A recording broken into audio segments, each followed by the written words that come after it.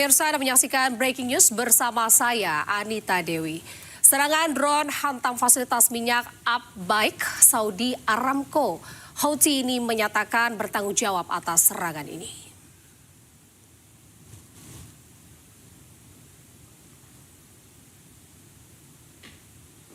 Fasilitas pengolahan minyak terbesar di dunia milik Arab Saudi, Aramco, di Abbaik dihantam drone Senin siang.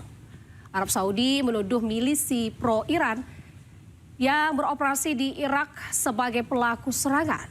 Sementara secara terpisah, Houthi mengklaim bertanggung jawab atas serangan ini. Serangan drone ini memicu kebakaran hebat yang terlihat hingga citra satelit NASA. Abbaik merupakan pabrik stabilisasi minyak mentah terbesar di dunia yang memproses sekitar 5 hingga 7% pasokan minyak global. Serangan ini menambah tekanan terhadap minyak global. Tidak hanya kilang minyak, Houthi juga menyerang terminal Yanbu Selatan milik Arab Saudi. Serangan ini menyebabkan tempat penyimpanan bahan bakar terbakar hebat.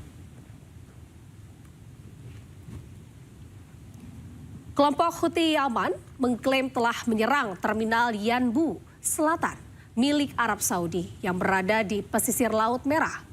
Serangan ini menyebabkan depo bahan bakar di sekitar lokasi terbakar hebat. Serangan ini bagian dari eskalasi serangan Houthi terhadap infrastruktur Saudi di pesisir Laut Merah. Yanbu merupakan titik penting ekspor minyak Arab Saudi.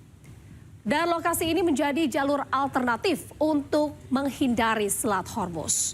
Arab Saudi masih memiliki terminal Yanbu Utara yang dapat digunakan untuk ekspor.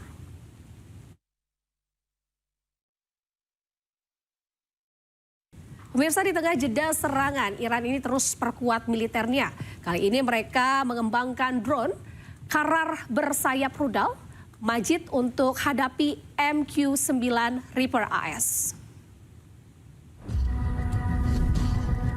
Iran terus mengembangkan armada militernya. Drone jet Qarar kini dilengkapi dengan rudal Inceraptor Majid. Dan kombinasi ini juga diklaim mampu mengancam drone canggih AS seperti MQ-9 Reaper.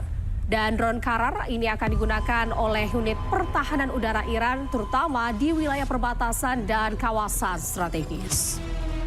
Untuk mencegah drone ini, musuh harus mengerahkan jet tempur berawak yang jauh lebih mahal.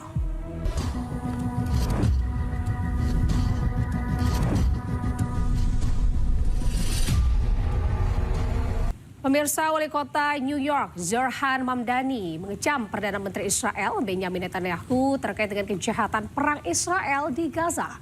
Duta Besar Israel untuk PBB, Dani Danon, ini pun mengecam balik Mamdani dan juga menyebut dirinya menyebarkan propaganda Hamas.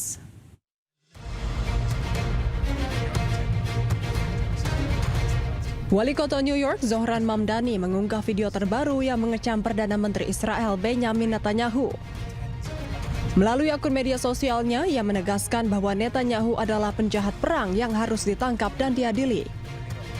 Menurutnya, Netanyahu telah bertanggung jawab terhadap pembunuhan puluhan ribu orang termasuk perempuan dan anak-anak. Benjamin Netanyahu is a war criminal, the architect of a horrific genocide against the Palestinian people. He is responsible for the killing of more than 73,000 people, for the maiming of tens of thousands of children, as those who survive undergo amputation without anesthesia. Anyone with their eyes, with their heart, with their conscience should recognize the devastation he has wrought and understand that he belongs before a court of law. As I've said, I agree with the ICC that Benjamin Netanyahu should be arrested and tried for his crimes, as I do for anyone else charged by the ICC. Pernyataan Mamdani muncul jelang kemungkinan kunjungan Netanyahu ke New York untuk menghadiri sidang umum PBB pada akhir tahun ini.